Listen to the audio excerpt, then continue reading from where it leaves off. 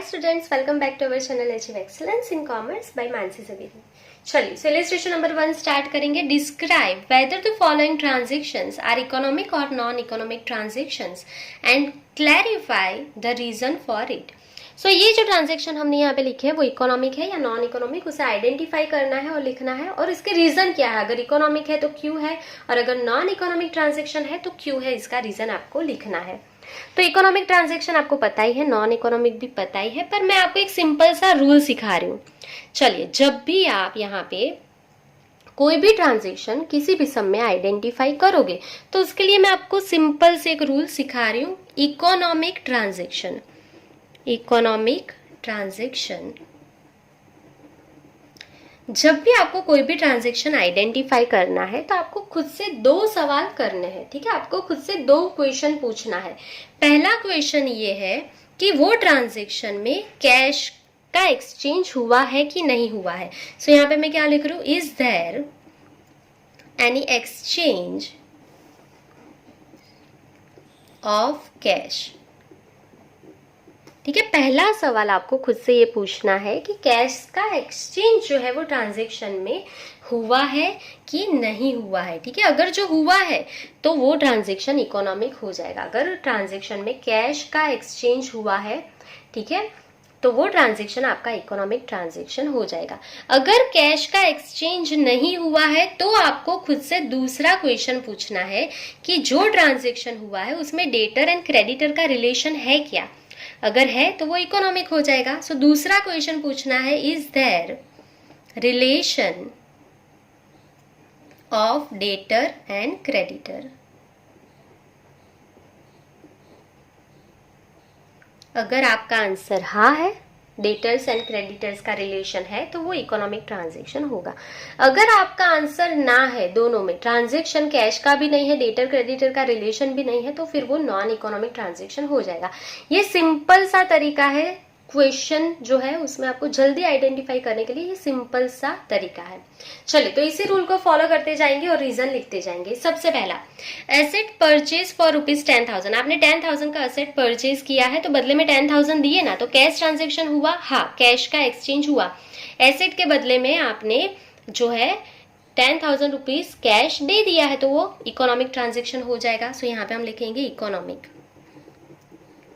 ठीक है, ये ट्रांजैक्शन कौन सा है, इकोनॉमिक ट्रांजैक्शन. क्यों, उसका रीजन क्या है, बिकॉज कैश इज पेड. हमने कैश क्यों पे किया, बिकॉज हमने क्या परचेज किया है, asset. So cash is paid against asset. Clear, तो ये हमारा रीजन हो गया. चलिए दूसरा देखेंगे, assets purchase from Radha for ₹12,000 on credit. आपने यहाँ पे राधा के पास से असेट परचेज किया क्रेडिट, तो कैश का एक्सचेंज नहीं हुआ. दूसरा देखो, डेटर क्रेडिटर का रिलेशन होगा क्या. हाँ, तो अगर आपने एसेट परचेज किया है क्रेडिट से तो राधा आपकी क्या हो जाएगी, क्रेडिटर हो जाएगी ना. तो डेटर एंड क्रेडिटर का रिलेशन है तो इसके लिए इकोनॉमिक ट्रांजेक्शन हो जाएगा. तो यहाँ पे आप लिख दोगे इकोनॉमिक ट्रांजेक्शन है ये. और क्यों, इसका रीजन क्या है, because relation of debtor and creditor, दोनों लिखना है. ये क्रेडिटर का रिलेशन है यहाँ पे, पर हम दोनों लिख देंगे. ठीक है, दोनों में से किसी भी एक का रिलेशन होगा तो वो इकोनॉमिक ट्रांजैक्शन ही कहलाएगा. चलिए next, number 3, asset sold for ₹20,000. आपने 20,000 की असेट सेल कर दी तो 20,000 जो है वो आपको मिले ना, तो ये कैश ट्रांजेक्शन हो गया. तो ये भी इकोनॉमिक है. पहली कंडीशन फुलफिल हो गई, आपको पैसे मिले. क्यों, क्योंकि आपने असेट सेल किया है. सो यहाँ पे हम क्या लिखेंगे, cash is received for sale of asset. आपने असेट सेल किया और उसके सामने आपको कैश मिली, कैश का एक्सचेंज हुआ, तो इसके लिए इकोनॉमिक ट्रांजैक्शन हो गया. सिंपल सी बात थी. चलो next, number 4, asset sold to Mira for ₹22,000 on credit. आपने मीरा को सेल कर दिया क्रेडिट पे. ठीक है, तो जिस भी कस्टमर को आप क्रेडिट पे सेल करते हो वो आपका क्या हो जाता है, डेटर्स. तो डेटर्स का रिलेशन हुआ ना यहाँ पे, तो ये भी इकोनॉमिक है. सो यहाँ पे हम लिखेंगे इकोनॉमिक ट्रांजैक्शन है. आपको पैसा तो नहीं मिला, फ्यूचर में मिलेंगे 22,000, पर डेटर एंड क्रेडिटर का रिलेशन हुआ ना यहाँ पे. सो यहाँ पे हम लिख लेंगे relation of debtor and creditor. ठीक है, मीरा आपकी क्या हो जाएगी, आपने सेल किया है तो वो आपकी डेटर्स हो जाएगी। क्लियर। चलिए नेक्स्ट, ₹8,000 पेड फॉर वेजेस, आपने वेजेस पे किया 8,000, तो कैश का एक्सचेंज हुआ ना, आपने 8,000 दिए ना, हाँ, तो आपका ट्रांजेक्शन क्या हो जाएगा, इकोनॉमिक ट्रांजेक्शन। सो यहाँ पे हम लिखेंगे इकोनॉमिक ट्रांजेक्शन है, और आपने यहाँ पे क्या किया है, कैश पेड अगेंस्ट वेजेस, अथवा तो और क्या लिख सकते हो, सर्विस भी लिख सकते हो, वेजेस या तो सर्विस। सो यहाँ पे हम लिख लेंगे cash is paid against wages और सर्विस। ठीक है, हमने सर्विस जो है, वेजेस जो है वो उसको हम सर्विस में कंसिडर करते हैं इसके लिए। चलो उसके बाद ₹9,000 रिसीव्ड फॉर रेंट, आपको पैसा मिला तो एक्सचेंज हुआ कैश का, यस, तो ये इकोनॉमिक हो गया, तो यहाँ पे हम लिख लेंगे इकोनॉमिक ट्रांजेक्शन है। और यहाँ पे आपको रेंट के लिए पैसा मिला है तो कैश इज रिसीव्ड, आपको पैसा मिला, cash is received against service. ठीक है, रेंट जो है उसे भी हम सर्विस में ही कंसिडर करते हैं, ये आपको मैंने सिखाया था पार्ट 1 में। चलिए next number 7, liability of ₹15,000 is settle, तो आपको लायबिलिटीज पे करना था, वो आपने पे कर दिया 15,000, तो कैश का एक्सचेंज हुआ, हाँ, तो आंसर यस है, तो इकोनॉमिक ट्रांजेक्शन है। क्यों, because liability is paid in cash, हमने कैश में पे किया तो कैश ट्रांजेक्शन हुआ, इसके लिए ये इकोनॉमिक है। Then receivable of ₹18,000 is received, आपको किसी के पास से पैसा लेना था 18,000, वो आपको मिल गया, तो 18,000 रुपीज मिले तो कैश का एक्सचेंज हुआ है, हाँ, तो आंसर क्या होगा, इकोनॉमिक ट्रांजेक्शन। दूसरा क्वेश्चन पूछना ही नहीं है, अगर एक्सचेंज हुआ है कैश का तो इकोनॉमिक लिख ही देंगे। क्यों, बिकॉज आपको कैश मिला है, क्यों, रिसीवेबल, आपको जो पैसा लेना था उसके लिए। ठीक है, so amount received in cash from receivable। ठीक है, रिसीवेबल्स के पास से आपको पैसा लेना था, वो कैश में मिल गया। Next, an order is received to supply goods of ₹10,000, आपको 10,000 का गुड्स सप्लाई करने का ऑर्डर मिला है। सो यहाँ पे कैश का एक्सचेंज हुआ है, उसने आपको 10,000 दिया है क्या, नहीं, उसने सिर्फ क्या दिया है, यहाँ पे ऑर्डर दिया है, तो पहला जो है कंडीशन फुलफिल नहीं हुआ।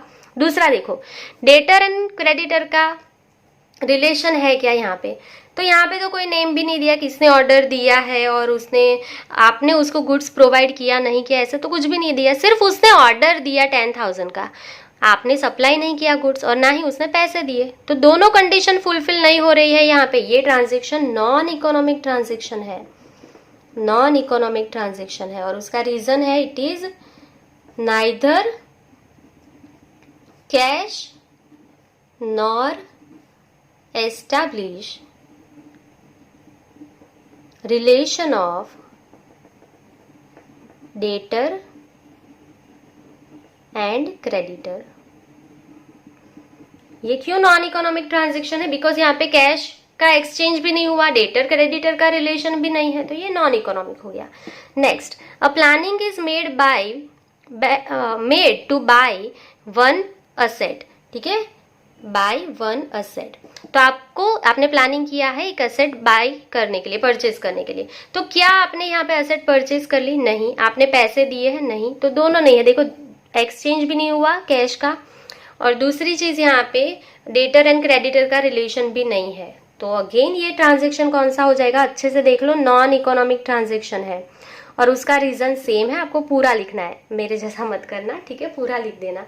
चलो नेक्स्ट, लास्ट वाला number 11, to enhance sale for discussion a meeting is arrange with salesman, ठीक है, सेल को इंक्रीज करने के लिए आपने सेल्समैन के साथ मीटिंग अरेंज की है, तो क्या इससे सेल इंक्रीज हो गया, नहीं, कुछ भी नहीं हुआ, सिर्फ मीटिंग रखा है, कैश का कुछ यहाँ पे ट्रांजेक्शन नहीं है, एक्सचेंज नहीं हुआ, डेटर क्रेडिटर का भी कुछ नहीं है, तो ये भी कौन सा हो गया, नॉन इकोनॉमिक ट्रांजेक्शन। और रीजन सेम है, यहाँ पे कैश का एक्सचेंज नहीं हुआ है और डेटर क्रेडिटर का रिलेशन भी नहीं है, तो ये नॉन इकोनॉमिक ट्रांजेक्शन हो जाएगा।